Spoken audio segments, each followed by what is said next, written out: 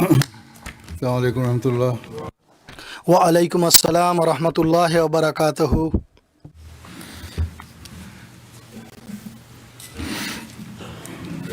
আশহাদু আল্লা ইলাহা ইল্লাল্লাহ ওয়াহদাহু লা শারীকা লাহু ওয়া আশহাদু আন্না মুহাম্মাদান আবদুহু ওয়া রাসূলুহু।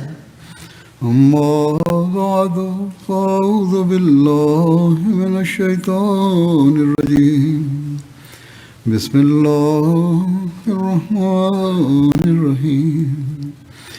الحمد لله رب العالمين الرحمن الرحيم مالك يوم الدين إياك نعبد وإياك نستعين اهدنا الصراط المستقيم صراط الذين أنعمت عليهم غير المغضوب عليهم ولا الضالين. আমিন। গত খুতবায় হুনাইনের যুদ্ধলব্ধ সম্পদ বন্টনের উল্লেখ করা হয়েছিল। এই সম্পর্কে আরও কিছু বিস্তারিত বিবরণ রয়েছে।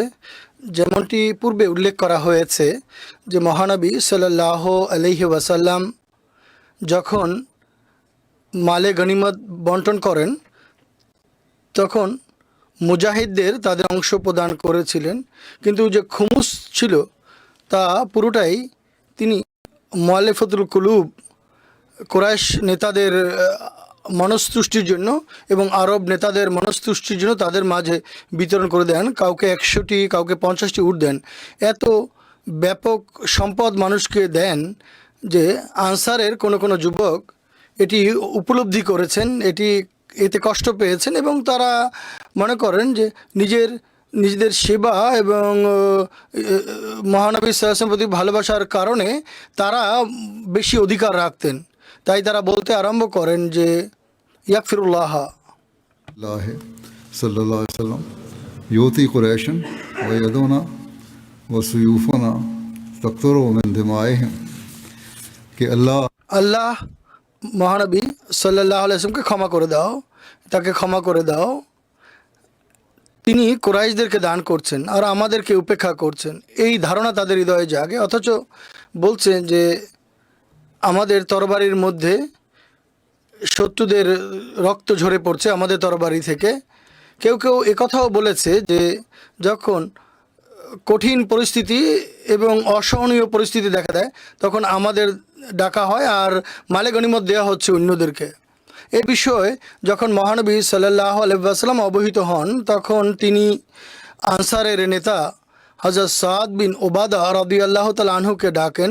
কারো কারো মতে এই কথাগুলো যে বলেছিল তিনি ছিলেন সাদ বিন ওবাদা। যখন তাকে জিজ্ঞেস করা হয়,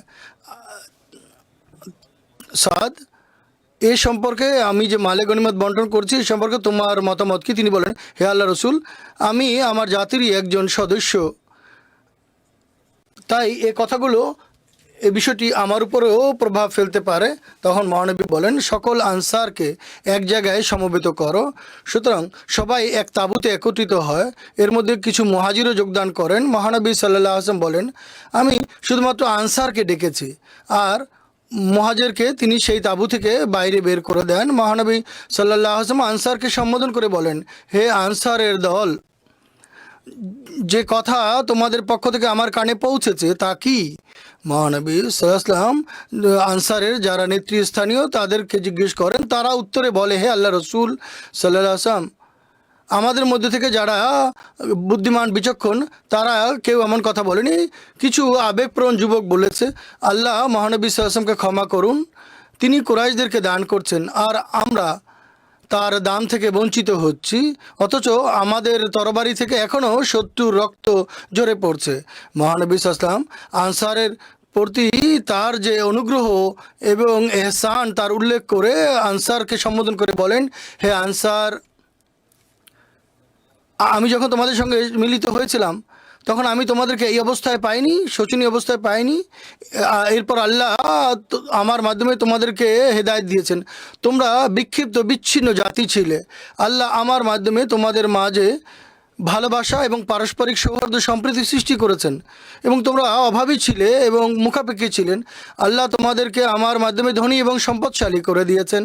মহানবী ইসলাম যখনই কথা বলতেন, আনসাররা কথা শুনে বলছেন আল্লাহু রসুলহু আমান, অর্থাৎ সবই আল্লাহ এবং তার রসুলের অনুগ্রহ আমাদের প্রতি। মহানবী ইসলাম আনসারের পক্ষ থেকে এই উত্তর শুনতে পান। তখন তিনি বলেন, তোমরা আমাকে কেন উত্তর দিচ্ছ না? তারা বলেন, হে আল্লাহ রসুল, আমরা কি উত্তর দিব? মহানবী সাল্লাল্লাহু আলাইহি ওয়াসাল্লাম বলেন, তোমরা চাইলে আমাকে এই উত্তর দিতে পারো, আর তোমরা সত্যই বলবে হয়তো, এবং তোমাদের কথার সত্যায়ন করা হবে। তোমরা বলতে পারো, হে আল্লাহ রসুল সাল্লাল্লাহু আলাইহি ওয়াসাল্লাম, আপনি আমাদের কাছে এমন অবস্থায় এসেছিলেন যে আপনাকে মিথ্যা বলে প্রত্যাখ্যান করা হয়েছিল, আর আপনাকে মিথ্যা বলে বিতাড়িত করা হয়েছিল, কিন্তু আমরা আপনাকে সত্যায়ন করেছিলাম এবং আমরা আপনার বন্ধু এবং সাহায্যকারী ছিলাম। মানুষ আপনাকে উপেক্ষা করেছিল, কিন্তু আমরা আপনাকে সাহায্য করেছিলাম। এরা আপনাকে নিজের শহর থেকে বের করে দিয়েছিল, কিন্তু আমরা আপনাকে আশ্রয় দিয়েছিলাম।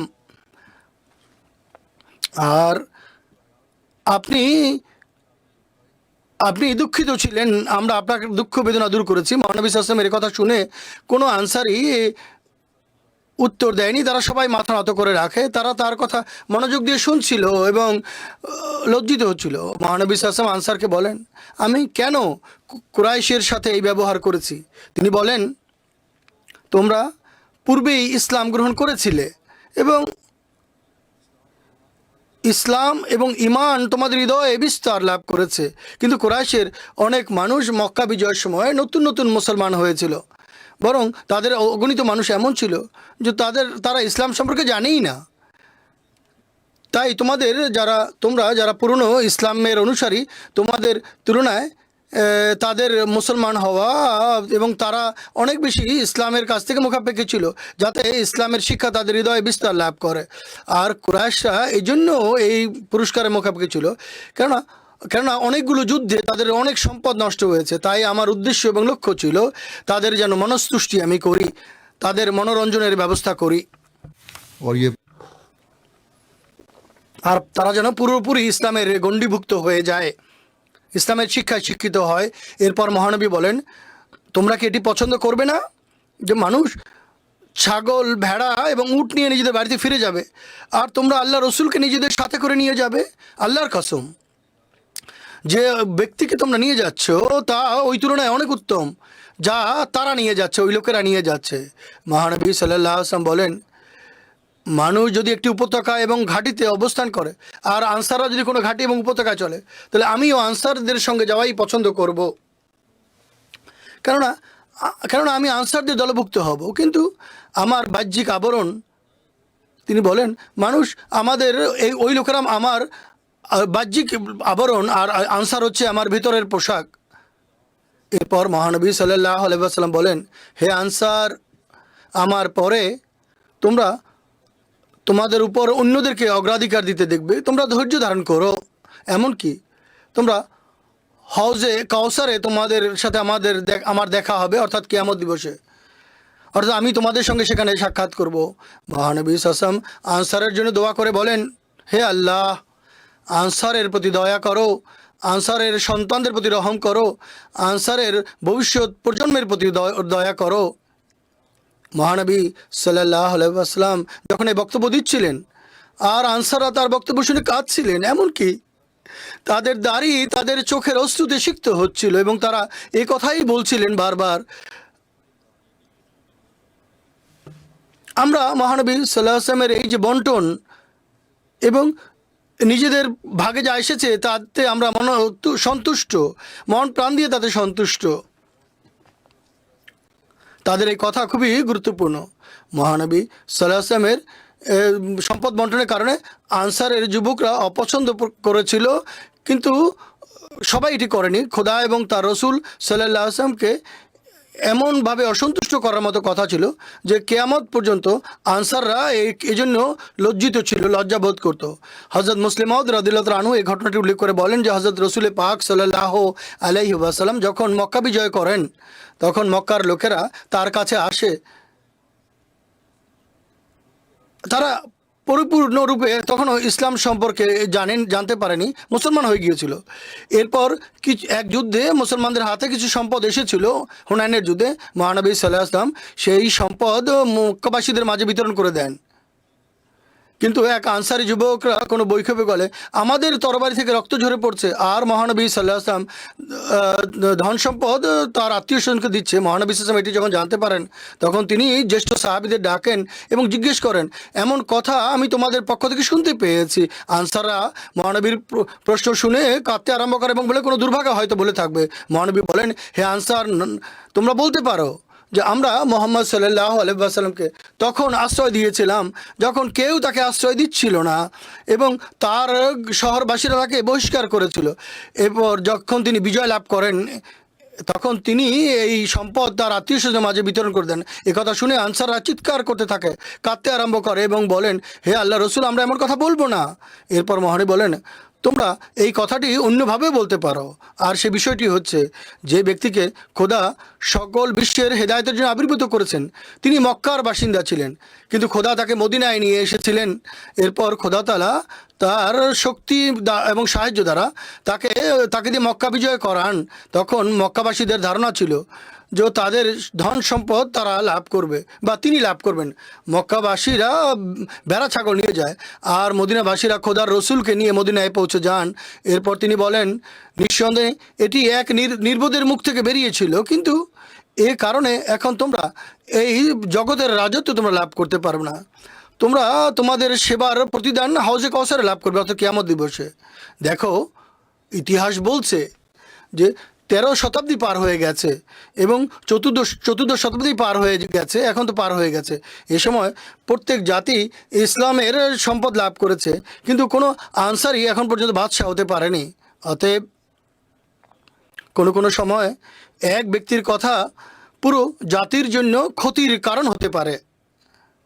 হযরত মুসলিম মাউদ রাদিয়াল্লাহু তাআলা আনহু এই ঘটনাটি তার এক জুমার খুতবায় বর্ণনা করেন এবং এটি উল্লেখ করে তিনি জামাতকে উপদেশ দেন যা আজও আমাদের জন্য সেভাবেই গুরুত্বপূর্ণ যেভাবে সে সময় ছিল। তিনি বলেন সেসব মানুষ যারা এই জন্য কোরবানি করে, ত্যাগ স্বীকার করে যে তারা কোনো পদ লাভ করবে অথবা কোনো সম্পদ ইত্যাদি লাভ করবে, তারা কখনোই আমার অর্থাৎ খলিফার ডাকে কোরবানির জন্য যেন না আসে, বরং তারাই যেন খলিফার ডাকে সাড়া দেয় যারা খোদার জন্য ত্যাগ স্বীকারে প্রস্তুত। কেননা আমি একজন দুর্বল এবং অসুস্থ মানুষ, আমি কারো অনুগ্রহের বোঝা নিতে পারবো না, বইতে পারবো না। অতএব আমি নিজের জন্য কোনো কিছু চাইছি না। যে খোদার জন্য দিবে সে দিতে পারে, আর খোদা তাআলা স্বয়ং এর প্রতিদানও দান করবেন। খোদা তাআলার প্রতি আস্থা রাখা উচিত, ভরসা করা উচিত। যদি তিনি চান তাহলে ইহ জগতেও দান করতে পারেন, আর যদি তিনি চান পরকালেও দিতে পারেন। অতএব যে নিষ্ঠার সঙ্গে কোরবানি করে তার কোরবানি কখনো ধ্বংস হয় না, বিনষ্ট হয় না। মোমেনের কোরবানিকে কেউ নষ্ট করতে পারে না। অতএব কোরবানিকারী তারাই যারা খোদা তাআলাকে দৃষ্টিপটে রেখে কোরবানি করে, জগৎকে দৃষ্টিপটে রেখে কোরবানি করে না। অতএব সর্বদা কোরবানি এবং পদ লাভের জন্য খোদা তাআলার সন্তুষ্টিকে দৃষ্টিতে রাখা উচিত, তবেই সত্যিকার পুরস্কার খোদা তাআলার কাছ থেকে তোমরা লাভ করতে পারবে। একসময় জামাতের সদস্যদের মাঝেও এই ধারণা জাগতে পারে যে আমাদের এতটুকু অভিজ্ঞতা, আমরা এত কাজ করেছি, এর পুরস্কার আমাদের পাওয়া উচিত, যা দেয়া হচ্ছে না। তাদের চিন্তা করা উচিত এই জাগতিক পুরস্কারই তারা গ্রহণ করবে কি, নাকি আল্লাহ তাআলার পুরস্কার আজির উত্তরাধিকারী তারা হতে চায়। আনসারের ইজতেমা আজ থেকে শুরু হচ্ছে ইউকেতে। এই বরাতে যখন মানুষ অনেক অভিজ্ঞতা সঞ্চয় করে তখন এই ধারণা জাগতে পারে। তাই আমি আনসারকেও বলছি, যদি কারো হৃদয়ে নিজের অভিজ্ঞতা এবং সেবার কারণে এই ধারণা জাগে তাহলে সে যেন সেবা ছেড়ে দেয়, সে যেন খোদা তাআলার সন্তুষ্টি লাভের চেষ্টা করে, জগতের পুরস্কারের জন্য নয়। এই সময় আরবি এবং বেদুইনদের অধৈর্যের উল্লেখ পাওয়া যায়। মালে গনিমত বন্টন করার সময় কিছু বেদুইন বা গ্রামবাসী মহানবী সাল্লামের চতুষ্পার্শ্বে সমবেত হয়েছিল এবং তারা ধন সম্পদ চাইতে থাকে। তাদের ভিড়ের কারণে মহানবী সাল্লাম এর চাদরও একটি কাঁটাযুক্ত গাছের সঙ্গে আটকে যায় এবং ধাক্কাধাক্কি হতে আরম্ভ করে। তখন তিনি বলেন, আমার চাদর তো আমাকে ফিরিয়ে দাও। তখন এই কাঁটাযুক্ত গাছের দিকে ইঙ্গিত করে মহানবী বলেন, যদি এই কাঁটার তুল্য কোনো উট আমার কাছে থাকতো, কাঁটার সমপরিমাণ, তাহলে তা সব আমি তোমাদের মাঝে বিতরণ করে দিতাম। আর আমি কৃপণ বা মিথ্যুক বা ভীরু তোমরা আমাকে পেতে না। মহানবী ইসলাম এই বেদুইনদের যে ধাক্কাধাক্কি এবং তাদের এই ভিড়ের কারণে তিনি অসন্তুষ্ট হয়নি, বরং স্মিত হেসে তাদের তরবিয়ত করেছিলেন এবং তাদেরকে ধন সম্পদও দিয়েছিলেন। হযরত মুসলিম মাউদ রাদিয়াল্লাহু তাআলা আনহু এর উল্লেখ করতে গিয়ে বলেন, এসব যুদ্ধ বিগ্রহ শেষ হওয়ার পর সেই ধন সম্পদ যা পরাজিত জাতির কাছ থেকে পেয়েছিল এবং যুদ্ধক্ষেত্রে তারা ফেলে গিয়েছিল তা সমবেত করা হয়েছিল। রীতি অনুযায়ী মহানবী সাল্লাল্লাহু আলাইহি ওয়াসাল্লাম ইসলামী সেনাদলের মাঝে তা বিতরণ করার কথা, কিন্তু এ সময় তিনি ধন সম্পদ মুসলমানদের মাঝে বিতরণ করার পরিবর্তে মক্কাবাসীদের মাঝে তিনি বিতরণ করে দেন, বন্টন করে দেন। তখন এই মক্কাবাসীদের মাঝে ঈমান সৃষ্টি হয়নি, অনেক তো তাদের মধ্যে কাফিরই ছিল, আর যারা নতুন নতুন মুসলমান হয়েছিল তারা কেবলই ইসলাম গ্রহণ করেছিল। এই যুদ্ধ তাদের জন্য একেবারে নতুন ছিল। এক জাতি তাদের ধন সম্পদ অন্য লোকদের মাঝে বিতরণ করে দিচ্ছে। এই ধন সম্পদ বন্টন করার ফলে তাদের হৃদয়ে নেকি এবং পুণ্য সৃষ্টি হওয়ার পরিবর্তে আরও লোভ বেড়ে যায়। তারা মহানবী সাল্লাল্লাহু চতুর্দিকে ভিড় করে ফেলে এবং আরও বেশি দাবি দেওয়া ও উপস্থাপন করে তাকে বিরক্ত করতে আরম্ভ করে, এমনকি ধাক্কা দিতে দিতে তাকে একটি গাছের কাছে নিয়ে যায়। আর এক ব্যক্তি তো তার চাদর যা তার কাঁধের উপরে ঝোলানো ছিল তা এমনভাবে টানতে আরম্ভ করে বা এমনভাবে তা পেঁচাতে আরম্ভ করে তার শ্বাস বন্ধ হওয়ার উপক্রম হয়। মহানবী সাল্লাল্লাহু আলাইহি ওয়াসাল্লাম বলেন, হে লোকেরা, আমার কাছে যদি আরও কিছু থাকতো তাও তোমাদেরকে দিয়ে দিতাম, তোমরা কখনো আমাকে কৃপণ এবং ভীরু দেখবে না। এরপর তিনি তার নিজের উটনির কাছে যান এবং তার একটি চুল ছিঁড়েন এবং তাকে উঁচু করে ধরেন এবং বলেন, হে লোকেরা, আমি তোমাদের সম্পদের মধ্যে এই চুলের মতো সমপরিমাণ সম্পদেরও প্রয়োজন নেই। সেই 1/5 ছাড়া, যা আরবের রীতি অনুযায়ী যা রাষ্ট্রের অংশ, সেই 1/5 আমি নিজের ব্যক্তির জন্য খরচ করি না, আমি তোমাদের পিছনেই তা ব্যয় করে থাকি, তোমাদের পিছনে ব্যয় করা হয়। তোমরা জেনে রাখো, বিশ্বাসঘাতক ব্যক্তি কিয়ামত দিবসে খোদা তাআলার সমীপে কিয়ামত দিবসে বিশ্বাসঘাতকতার কারণে লাঞ্ছিত হবে। যারা বলে মোহাম্মদ রাসূলুল্লাহ সাল্লাল্লাহু আলাইহি ওয়াসাল্লাম তিনি রাজা বাদশাহ হওয়ার আকাঙ্ক্ষা রাখতেন, রাজা বাদশাহদের ব্যবহার কি এমন হয়ে থাকে? কারো শক্তি আছে কি যে রাজা বাদশাকে এভাবে ধাক্কা দিতে দিতে গাছের কাছে নিয়ে যায় এবং তার গলায় কাপড় পেঁচিয়ে তার শ্বাস বন্ধ করার উপক্রম করে? মহানবী সাল্লাল্লাহু আলাইহি ওয়াসাল্লাম ছাড়া এই আদর্শ আর কে দেখাতে পারে? কিন্তু সকল ধন সম্পদ তাদের মাঝে বন্টন করা সত্ত্বেও এ ধরনের মানুষ মক্কাবাসীদের মধ্যে ছিল যারা মহানবী সাল্লাল্লাহু আলাইহি ওয়াসাল্লামের এই ধন সম্পদ বিতরণ করাকে ইনসাফের দৃষ্টিতে দেখেনি।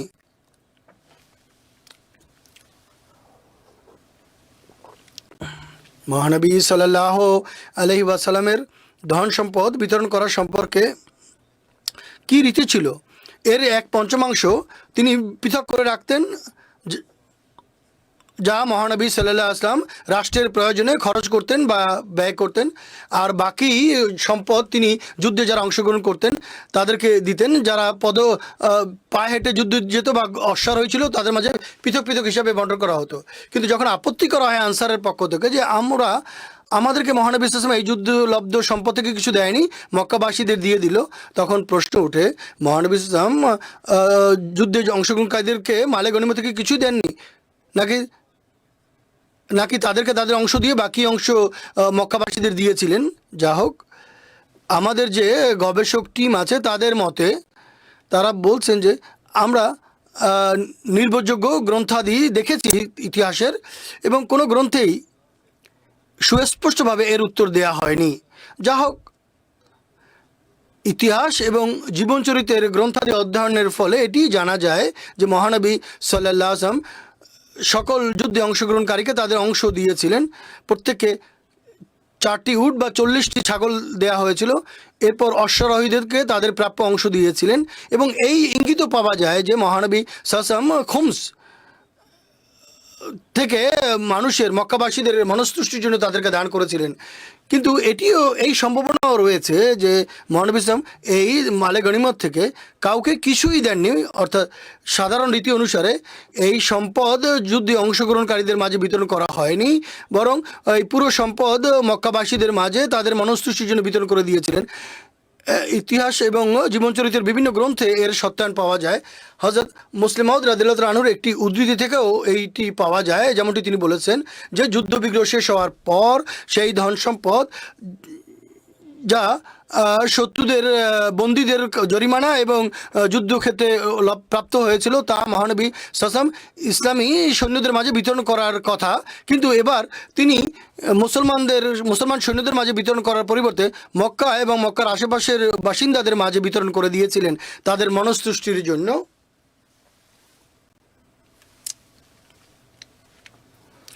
হাদিসে এই রেওয়ায়ত পাওয়া যায় যে মালে গনিমত থিংস বিতরণ করার সময় এক বেদুইন মহানবী সাল্লাল্লাহু আলাইহি ওয়াসাল্লামের সমীপে উপস্থিত হয় এবং বলে, হে মোহাম্মদ সাল্লাল্লাহু আলাইহি ওয়াসাল্লাম, আপনি আমার কাছে আমার সঙ্গে যে ওয়াদা করেছেন তা পূর্ণ করুন। মহানবী সাল্লাল্লাহু আলাইহি ওয়াসাল্লাম বলেন, তুমি আনন্দিত হও। সেই বেদুইন বলে, আপনি অনেকবার কথাই বলেছেন যে আনন্দিত হও, কিন্তু আপনি কিছুই দেননি, শুধু মুখের কথাই বলেন। মহানবী সাল্লাল্লাহু আলাইহি ওয়াসাল্লাম তার এই যে প্রতিক্রিয়া এটি তার জন্য খুবই অপছন্দনীয় ছিল। মহানবী সাল্লাল্লাহু আলাইহি ওয়াসাল্লাম তার দিক থেকে তার মুখ ঘুরিয়ে নেন। আবু মুসা আশারি এবং বিলাল রাদিয়াল্লাহু তাআলা সেখানে দাঁড়িয়েছিলেন।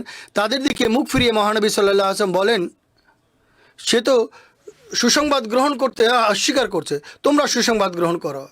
তখন তারা তাৎক্ষণিকভাবে বলে, হে আল্লাহ রসুল সাল্লাল্লাহু আলাইহি ওয়াসাল্লাম, আমরা সুসংবাদ গ্রহণ করলাম। এরপর মহানবী সাল্লাল্লাহু আলাইহি ওয়াসাল্লাম পানির একটি পাত্র চেয়ে পাঠান এবং তাতে তিনি হাত মুখ ধৌত করেন। এরপর মহানবী সাল্লাল্লাহু আলাইহি ওয়াসাল্লাম সেই যে বেঁচে যাওয়া পানি তা হযরত আবু মুসা এবং হযরত বিলাল রাদিয়াল্লাহু তাআলা আনহুকে দিতে গিয়ে বলেন, তোমরা উভয়ে এই পানি পান করো এবং নিজেদের মুখ এবং বক্ষে ঢেলে দাও। সুতরাং তারা সেই পানির পেয়ালা নিয়ে তেমনটিই করেন। এখানে সহধর্মিণীদের নিষ্ঠা এবং মহানবী সাল্লাল্লাহু আলাইহি ওয়াসাল্লামের পবিত্র সত্তার প্রতি কাছ থেকে বরকত লাভ করার এক ঘটনা এবং ঈর্ষণীয় ঘটনার উল্লেখ পাওয়া যায়। নিকটস্থ তাঁবুতে উম্মুল মুমিনিন হযরত উম্মে সালামা রাদিয়াল্লাহু তাআলা আনহাও অবস্থান করছিলেন। জানা যায় পুরো ঘটনা হযরত উম্মে সালামা রাদিয়াল্লাহু তাআলা আনহুর তাঁবুর পাশেই ঘটেছিল। তিনি পর্দার অন্তরাল থেকে বলেন, নিজের যে সাহাবীগণ ছিলেন বেলাল এবং আবু মুসা আশারি, তাদের উভয়কে বলেন, নিজেদের মায়ের জন্য কিছুটা পানি বাঁচিয়ে রেখো। তাই তারা পাত্রে কিছুটা পানি উম্মে সালামার জন্য রেখে দেন। উল্লেখ পাওয়া যায় এক ব্যক্তি মহানবী সাল্লাল্লাহু আলাইহি ওয়াসাল্লামের সঙ্গে উপস্থিত হয় এবং সে এক ছাগপালের বড় একটি পাল দেখতে পায় যা একটি উপত্যকায় ছিল। সে মহানবী সাল্লাল্লাহু আলাইহি ওয়াসাল্লামকে বলে, এই ছাগপাল আমাকে দিয়ে দিন। মহানবী সাল্লাল্লাহু আলাইহি ওয়াসাল্লাম কোনো বিলম্ব না করে তাকে তা দিয়ে দেন। সে এই ছাগপাল নিয়ে নিজের জাতির কাছে ফিরে যায় এবং বলে, হে লোক সকল, মুহাম্মদ সাল্লাল্লাহু আলাইহি ওয়াসাল্লামের প্রতি ঈমান আনো। তিনি এত দান করেন যে তার উপোস থাকার বা ক্ষুধার্ত থাকার আর কোনো আশঙ্কাই থাকে না। জানা যায় যে এই ঘটনাটিও এই সময়েরই। হাদিসের রেওয়ায়েত এটি। আরও অনেক ঘটনা আছে যা ইনশাআল্লাহ আগামীতে বর্ণনা করা হবে। এখন আমি কয়েকজন প্রয়াত ব্যক্তির স্মৃতিচারণ করতে চাই, তাদের জানাজাও পড়াবো ইনশাআল্লাহ। প্রথম স্মৃতিচারণ ফাহিমউদ্দিন নাসের সাহেবের, যিনি রোমানিয়ার মোবাল্লেগ ছিলেন। সম্প্রতি 52 বছর বয়সে তিনি ইন্তেকাল করেছেন। ইন্না লিল্লাহি ওয়া ইন্না ইলাইহি রাজিউন। আল্লাহ তাআলার কৃপায় তিনি মুসি ছিলেন, ওসিয়ত করেছিলেন। তার পরিবারে আহমদিয়তের প্রবেশ হয়েছিল তার বড় দাদা হযরত মির্জা এলেম দ্বীন সাহেবের মাধ্যমে, যিনি পত্রযোগে হযরত মসিহ মাউদ আলাইহিসসালাতু ওয়াসসালামের কাছ থেকে বয়াত করেছিলেন বা তার হাতে বয়াত করেছিলেন। কাদিয়ানের নিকটস্থ ওয়াদি নগলের মসজিদের নূর মোহাম্মদ সাহেব হযরত মসিহ মাউদের হাতে বয়াত করে আসেন। তিনি গ্রামে এসে ঘোষণা দেন যে ইমাম মাহাদি আলাইহিস সালাম এসে গেছেন এবং তিনি সত্যবাদী, তাকে তোমরা গ্রহণ করো। এরপর পত্রযোগে বয়াত গ্রহণকারীদের মধ্যে মির্জা এলেম দ্বীন সাহেবও ছিলেন। কলিমউদ্দিন নাসের সাহেব জুন 1996 সনে জামিয়া পাশ করেছিলেন এরপর বিভিন্ন জায়গায় পাকিস্তানে তার পদায়ন হয়। এরপর তিনি তফসিরে কোরআনে তাখাসুস করেন, স্পেশালাইজেশন করেন। 2006 সনে তাকে রোমানিয়ায় প্রেরণ করা হয় এবং মৃত্যুকাল পর্যন্ত তিনি সেখানেই সেবা করার সৌভাগ্য লাভ করেন। তার স্ত্রী নাসিরা ফাহিম লিখেছেন, তিনি একজন দৃষ্টান্তমূলক স্বামী ছিলেন। আমি কিছু না বললেও তিনি আমার আকাঙ্ক্ষা জানতেন। তিনি সন্তানদের প্রতি যত্নশীল ছিলেন।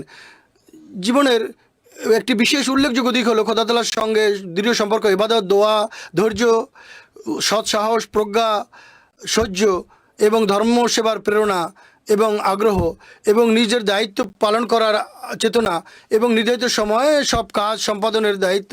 খেলাফতের প্রতি গভীর ভালোবাসার সম্পর্ক এবং নিষ্ঠার সম্পর্ক ছিল।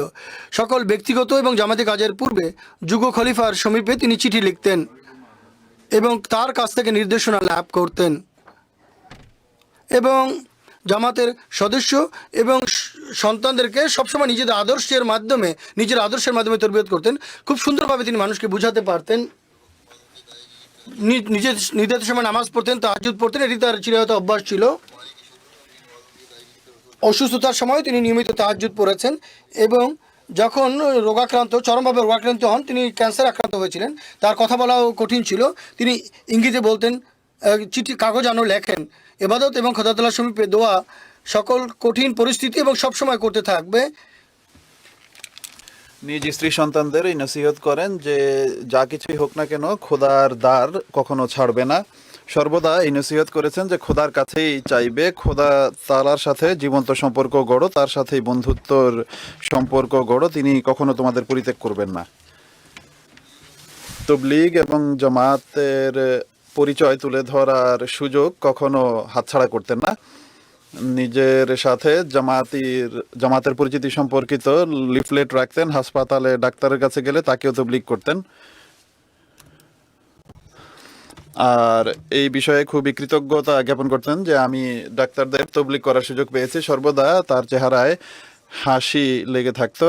খুবই মিশুক মানুষ ছিলেন। তার প্রকৃতিতে সবাই প্রভাবিত হতো।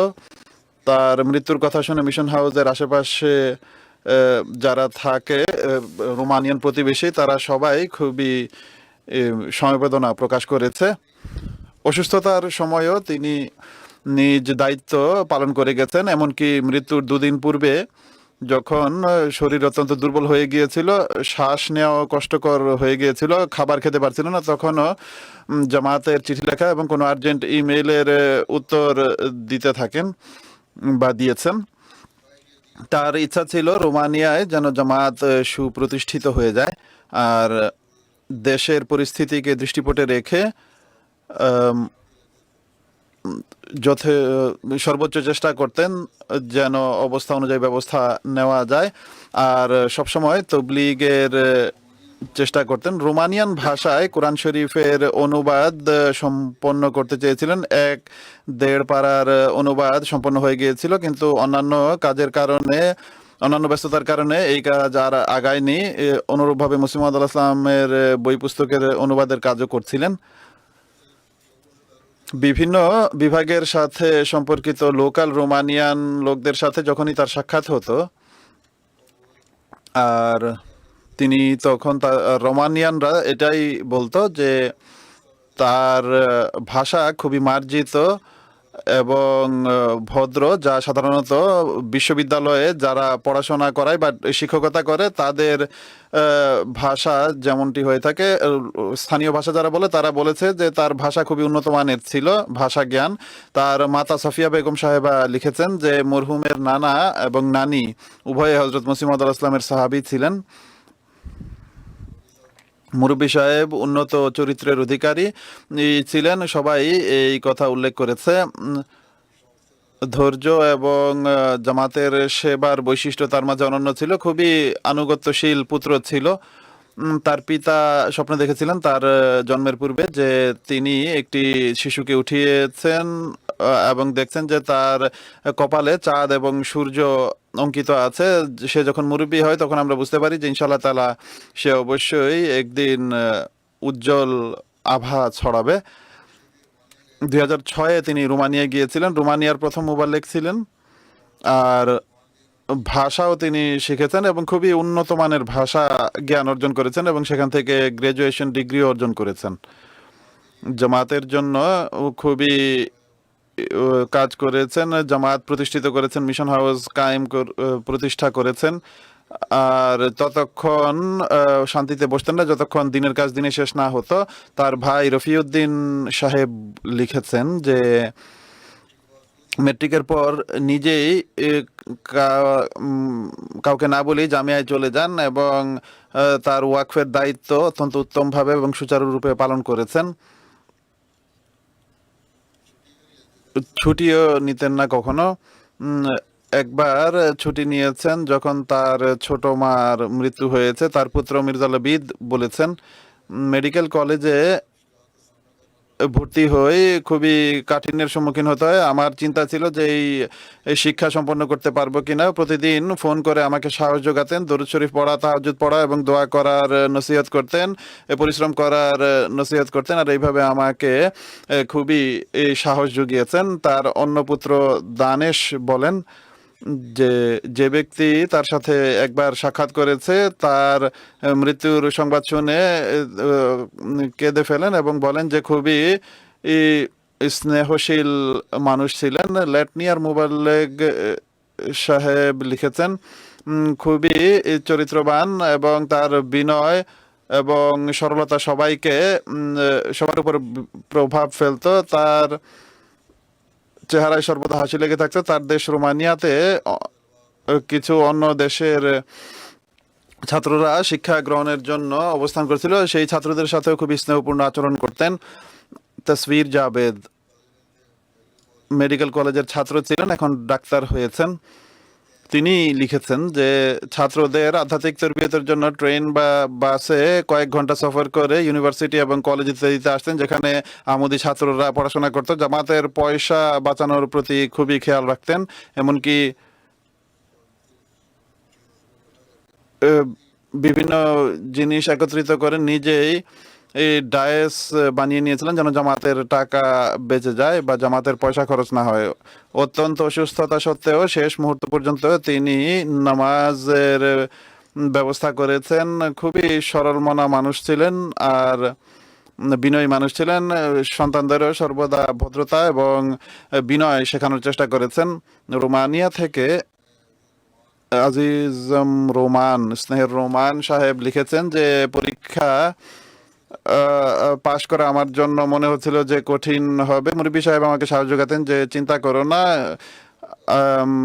পরীক্ষার এক সপ্তাহ পূর্বে আমি তোমাকে এমন সব বিষয় বুঝাবো যেগুলোর কারণে তুমি পরীক্ষা পাশ করে যাবে। আর এটি তার উপকার। আদিল আদভিয়ান মুসাদ রোমানিয়ার একজন নৌ মোবাইল, তিনি বলেন যে আমি তাকে হাসপাতালে নিয়ে আসি।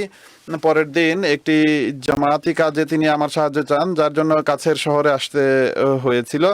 আমরা যখন কাজের জন্য যাই তখন পথে বিভিন্ন বিষয়ে কথা বলার সময় এক উপলক্ষে কয়েক মিনিটের জন্য মুরব্বী সাহেব একটি আবেগপ্রবণ অবস্থায় বলেন যে খোদার পথে যদি কোনো কিছু হয়ে যায় তাহলে তিনি এখানেই সমাহিত হতে চান, যেন মৃত্যুর পরও তার দেহ এখানে। তিনি আরো বলেন যে স্বাস্থ্য খারাপ হওয়া সত্ত্বেও সর্বদা ল্যাপটপ থেকে কাজ করতেন এবং নিজে চিঠি লিখে নিজের কাজ নিজেই করার চেষ্টা করতেন। সর্বদা খোদার ধর্ম এবং অন্যদের জন্য অধিক চিন্তারত থাকতেন। নিজের শেষ নিঃশ্বাস পর্যন্ত কখনো একবারের জন্য নিজের জন্য চিন্তা করেননি। এই নওয়ায়ে আরো লিখেছেন যে আমি তাকে নিজের ঘুম অন্যদের জন্য নষ্ট করতে দেখেছি। সর্বদাই চেষ্টা করতেন যে অন্যদের সেবা কিভাবে করা যায়। আর আমি কখনো তার মুখ থেকে কারো সম্পর্কে কোনো মন্দ কথা শুনিনি। কেঁদে কেঁদে শুধু নিজের পরিবারের জন্য নয় বরং পুরো রোমানিয়া জামাতের জন্য এবং জামাতের কর্মকর্তাদের জন্য দোয়ার আবেদন জানাতেন। কখনো একদিনের ছুটি নেননি এবং কখনো অধিক আরাম করতেও চান না, কেননা তিনি বলতেন যে এটি তার দায়িত্ব যেন তিনি সকল দিক থেকে সর্বোত্তম ভাবে জামাতের সেবা করতে পারেন। এর জন্য তার স্বাস্থ্য এবং ঘুমের যতই কুরবানি দিতে হোক না কেন সর্বদা নিজের পূর্ণ ভরসা আল্লাহ তাআলার উপর রেখেছেন। আর অন্যদের ও এই নসিহত করতেন যে আল্লাহ তাআলার উপর ভরসা করো এবং তার কাছে সাহায্য চাও। এই নব আহমদে আরো লিখেছেন যে তিনি আমার জন্য শুধু মুরব্বী ছিলেন না, বরং এক পিতার ন্যায় ছিলেন। তিনি আমার জন্য অসাধারণ আধ্যাত্মিক পথ প্রদর্শক ছিলেন এবং খুবই কাছের বন্ধু ছিলেন। এটি হলো মুরব্বীর বৈশিষ্ট্য যা এই নব আহমদি বর্ণনা করেছেন। আর এই তরবিয়ত এবং উত্তম আদর্শই এই তবলিগ এবং তরবিয়তের ক্ষেত্রে পথ সহজ করে এবং উত্তম ফলাফল সৃষ্টি করে। ভিন দেশে ধর্মের খাতিরে কুরবান হয়েছেন। এই দিক থেকে তার মর্যাদাও শহীদের মর্যাদা। শেষ নিঃশ্বাস পর্যন্ত নিজের অঙ্গীকার পূর্ণ করে গেছেন এবং উত্তমভাবে পূর্ণ করেছেন। আমি সর্বদা দেখেছি, আমি নিজেও লক্ষ্য করেছি, তার চেহারায় হাসি লেগে থাকতো। মৌলভী আবদুল্লাহ সাহেব, যিনি মরিশাসে, মৌলভী উবাইদুল্লাহ সাহেব মরিশাসে যিনি মৃত্যুবরণ করেছিলেন, কর্মক্ষেত্রে হযরত মুসলিম মাউদ রাদিয়াল্লাহু তাআলা আনহু তার উল্লেখ করতে গিয়ে জামায়াতকে নসিহত করেছিলেন যে এমন লোকেরা শহীদ হয় আর তাদের কাছ থেকে অন্যদের শিক্ষা গ্রহণ করা উচিত। নিশ্চিতভাবে ফাহিম নাসের মরহুমেরও এমনই এক ভূমিকা ছিল, আর এটি এক উত্তম আদর্শ যা এক শিক্ষা, আর বিশেষত ওয়াকফে জিন্দেগীদের জন্য এটি এক বিশেষ শিক্ষা। আল্লাহ তাআলা মরহুমের মর্যাদা উন্নীত করুন এবং তার স্ত্রী সন্তান এবং মাতাকে ধৈর্য এবং মনোবল দান করুন। দ্বিতীয় স্মৃতিচারণ, মোকাররম আব্দুল নঈম ফারুকি সাহেব, আব্দুর রশিদ ফারুকি সাহেব কানাডার পুত্র ছিলেন তিনি। কিছুদিন পূর্বে তিনি মৃত্যুবরণ করেছেন। ইন্না লিল্লাহি ওয়া ইন্না ইলাইহি রাজিউন। তিনি ওসিয়তকারী ছিলেন। মৃত্যু এভাবে হয়েছে যে তিনজন অস্ত্রধারী ব্যক্তি তার ঘরে প্রবেশ করে। তিনি নিজে ঘরে ঘুমাচ্ছিলেন, তার শিশু সন্তান এবং স্ত্রী নিচে ছিল, পুত্র নিজ ঘরে ছিল। ডাকাতরা সবার ফোন নিয়ে নেয়। মরহুম চিৎকার চেঁচামেচি শুনে জেগে ওঠেন। একজন ডাকাত তার ঘরে প্রবেশ করে, তিনি তাকে ভয় দেখাতে চাইলে সে তার নাক এবং কাঁধে লাঠি দিয়ে আঘাত করে। তখন একজন ডাকাত যে সিঁড়ির কাছে দাঁড়িয়ে ছিল সে তার উপর গুলি চালায়। একটি তার বুকে লাগে এবং দেহ ভেদ করে দেয়ালে লাগে। তিনি সেখানে শহীদ হয়ে যান। ইন্না লিল্লাহি ওয়া ইন্না ইলাইহি রাজিউন। তিনি সেখানে মৃত্যুবরণ করেন। তিনি মৌলভী মোহাম্মদ হোসেন সাহেব এর দৌহিত্র ছিলেন। জামাতের একনিষ্ঠ কর্মী ছিলেন। 5 ওয়াক্ত নামাজ এবং তাহাজ্জুদে নিয়মিত ছিলেন। উত্তম দাঈলাল্লাহ ছিলেন। নিজ হালকায় লোকাল সেক্রেটারি তবলিগ হিসেবে সেবা করার সুযোগ পেয়েছেন। হালকার প্রেসিডেন্ট হিসেবে দায়িত্ব পালন করছিলেন। তখন শোকসন্তপ্ত পরিবারে স্ত্রী ছাড়া এক পুত্র এবং 3 কন্যা রয়েছে। জাকারিয়া খান সাহেব, মিশনারি ইনচার্জ, তিনি লিখেছেন যে খুবই নেক এবং মানব কল্যাণী সত্তার অধিকারী ছিলেন। রীতিমতো নামাজ আদায় করতেন, 5 ওয়াক্ত নামাজ সুন্দরভাবে আদায় করতেন। উত্তম দাঈলাল্লাহ ছিলেন। নিজের ব্যস্ততা সত্ত্বেও দিনরাত জামাতের কাজেই ব্যস্ত থাকার চেষ্টা করতেন। আর্থিক কুরবানিতে অগ্রসর ছিলেন। খিলাফতের সাথে নিষ্ঠাপূর্ণ সম্পর্ক ছিল। তার স্ত্রী মরিয়ম সাহেবা লিখেছেন যে উত্তম স্বামী ছিলেন। তার কাছ থেকে আমি জীবনের অনেক কিছু শিখেছি। তবলিগ করার তার একান্ত আগ্রহ ছিল, আর অত্যন্ত আশ্চর্যজনক ছিল তার তবলিগের আগ্রহ। সর্বদা তবলিগের জন্য পরিকল্পনা করতে থাকতেন এবং সেগুলো বাস্তবায়নের চেষ্টা করতেন। খিলাফতের সাথে সম্পর্কের কথাও তিনি লিখেছেন। প্রতিবেশীদের সাথে এবং আশেপাশের লোকদের সাথে খুবই উত্তম আচরণ করতেন এবং সবাই তাকে পছন্দ করত। খুবই হাসি মুখের মানুষ ছিলেন। ঘরে সর্বদা 5 ওয়াক্ত নামাজ আদায়ের চেষ্টা করতেন। ঘরের সদস্যদেরও এই ব্যাপারে নসিহত করতেন। তার কন্যা স্নেহের উজমা লিখেছেন যে ছোট ছোট বিষয় থেকে নিয়ে বড় বড় বিষয় পর্যন্ত চিন্তারত থাকতেন। সর্বদা জামাতের কাজে নিজের কাজ হোক বা জামাতের সে রত থাকতেন। যতই ব্যস্ততা থাকুক রাতের বেলা এসে আমাদের ঘরে আমাদের খোঁজ খবর নিতেন, জিজ্ঞেস করতেন যে নামাজ পড়েছে কিনা, নিজের সম্পর্কে বলতেন। একটি বন্ধুত্বপূর্ণ সম্পর্ক ছিল আমাদের মাঝে। স্নেহের কাজিম তার পুত্র লিখেছেন যে আমাদের জন্য একজন রোল মডেলের ন্যায় ছিলেন আমাদের পিতা, আর তিনি বলেন যে আমি ইনশাল্লাহ তার পথেই চলার চেষ্টা করব। তাবলীগের জন্য আমরা সর্বদা রীতিমতো প্রতি শনিবারে যেতাম, যেখানেই সুযোগ হতো তবলিগের স্টল লাগানোর চেষ্টা করতাম এবং আমাকে এই কাজ শিখিয়েছেন। ফজর ফারুকী সাহেব লিখেছেন, ফজর ফারুকী সাহেব তার ভাতিজা ছিলেন, তিনিও এটি লিখেছেন।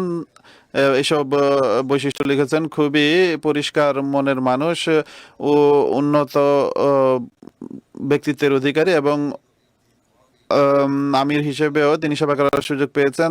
তিনি সেখানে মানুষ বলেছে যে আমরা এমন ইবাদতের প্রতি তার আগ্রহ দেখেছি তা যা অত্যন্ত প্রশংসাযোগ্য। মেয়েদের তরবিয়তের চিন্তা লেগে থাকতো সবসময়। 15 বছরের মেয়ের জন্য তিনি জিজ্ঞেস করেন যে তাকে ফোন কিনে দেবো কিনা, আর যখন আমার নির্দেশনা পেয়েছেন তখন সেই অনুযায়ী আমল করেছেন।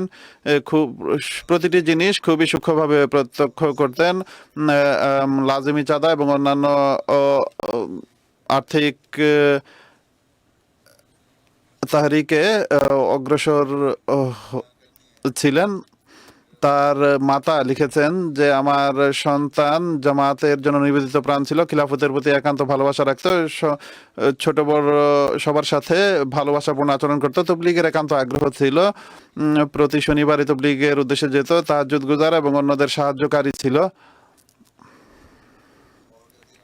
আর বাজামাত নামাজের এত আগ্রহ ছিল যে অনেক সময় আমাকে ফোন করে নিজ কাছ থেকে বলতো যে আপনি নামাজ না পড়ে থাকলে অপেক্ষা করুন, আমি এসে একসাথে নামাজ পড়বো আমরা। আল্লাহ তাআলা তার সাথে কৃপার আচরণ করুন, তার মাতা এবং স্ত্রী সন্তানদের ধৈর্য এবং মনোবল দিন, তার উন্নত আদর্শ যেন তার সন্তানরা ধরে রাখতে পারে।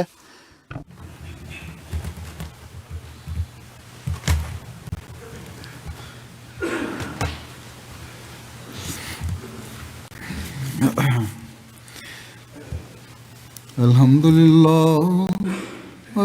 لله نحمده ونستعينه ونستغفره ونؤمن به ونتوكل عليه ونعوذ بالله من شرور أنفسنا ومن سيئات أعمالنا من يهده الله فلا مضل له ومن يضلل فلا هادي له ونشهد أن لا إله إلا الله ونشهد أن محمدا عبده ورسوله عباد الله رحمكم الله إن الله يأمر بالعدل والإحسان وإيتاء ذي القربى وينهى عن الفحشاء والمنكر والبغي يعظكم لعلكم تذكرون اذكروا الله يذكركم وادعوه يستجب لكم ولذكر الله أكبر.